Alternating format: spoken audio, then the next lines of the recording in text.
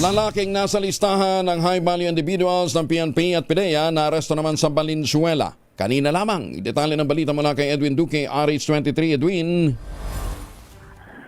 May buntag Kuya Angel, isang Marlon Del Rosario na kilalang alias Boss sa Valenzuela at isang nasa high-value individual ng PNP at PIDEA na naktakdang sa pan ngayon ng kaso paglabag sa Section 5 at Section 11.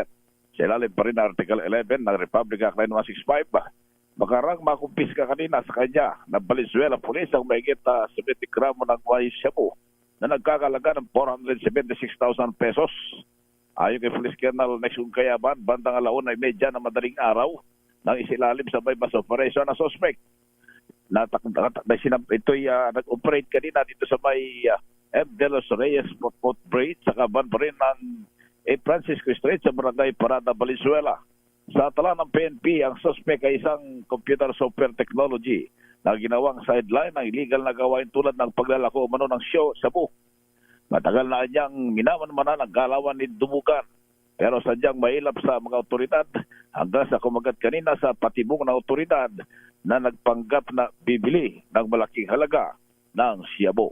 RH23, Edwin Duque nagulat sa DSRH, una sa Pilipinas, una sa Pilipino. Daghang salamat, Edwin Duque.